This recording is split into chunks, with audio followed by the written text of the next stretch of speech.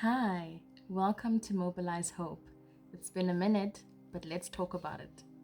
Gender-based violence and rates of femicide are still at critical and concerning levels for South African women.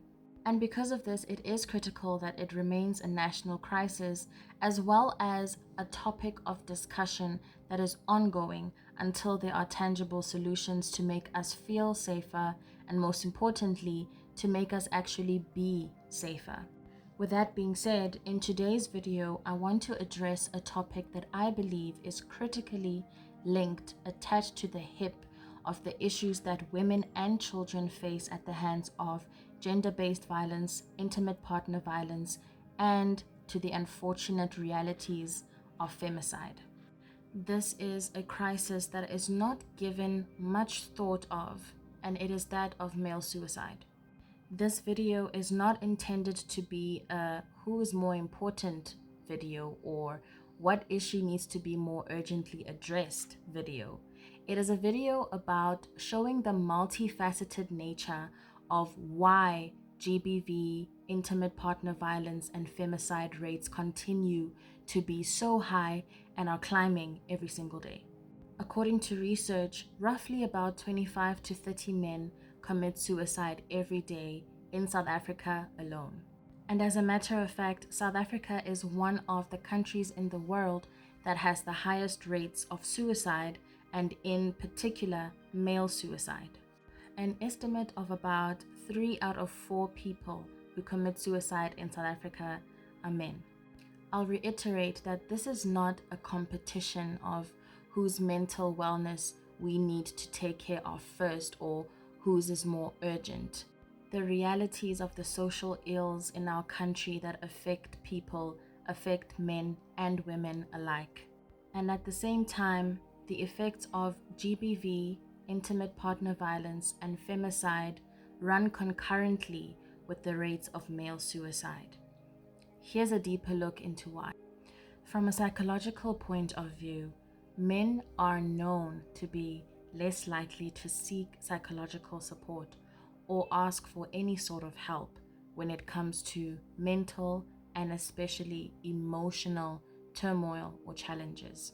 The socialization of young boys into adolescence and adulthood is a big contributor, the biggest contributor, to why we end up having the men we do in society who are afraid to speak out or see speaking out as being weak and as unable or incapable of handling problems by themselves, leading to the suppression of emotion that builds up and comes out at a later stage, directed at people it should not be directed at.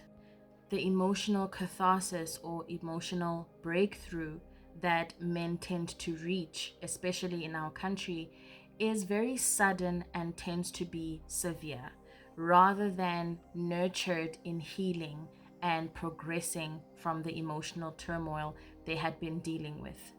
The lack of emotional literacy that young boys, young men, and even older men are raised under or socialized with is a big contributor to the cases of GBV, intimate partner violence, and femicide that we see. And as they are not usually taught how to identify emotion, how to deal with it in ways that are healthy not only for them but for others around them, their emotional regulation is less stabilized than that of women.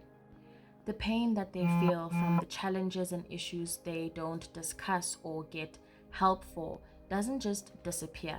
It turns inward and creates an inferno of feelings that ends up burning everything and everyone else around them.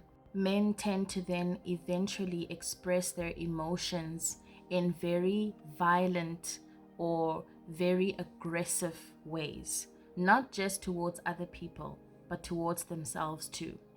Male suicides are known to be very sudden, erratic, and painful. Another less talked about emotion among men that they tend to feel very commonly is shame. Shame tied to the loss of or inadequacy in their own identities as prescribed by society, but also as inflicted upon them by other men in their social circles and by themselves. Emotionally more aware and vulnerable men do not weaken their social circles or the society at large, they strengthen it. It's important to continue creating more platforms where men can speak out about their issues, not just to each other, but to those around them in their societies, for them to be more understood, to know where they need help, how we can help them. Recognizing that these problems intersect is the first step to us preventing the rise of GBV, intimate partner violence, and femicide. It is also a huge and important step to us preventing male suicide.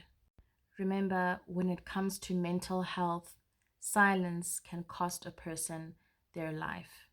And if you remember the statistic I previously spoke about 25 to 30 men per day committing suicide.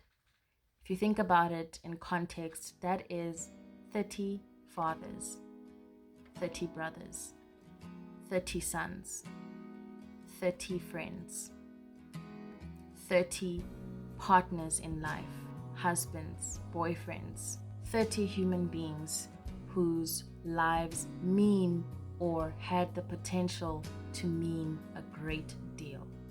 Let's talk about psychology and mental health in ways where we can make the connections and see what the roots of each of the problems our society is facing are.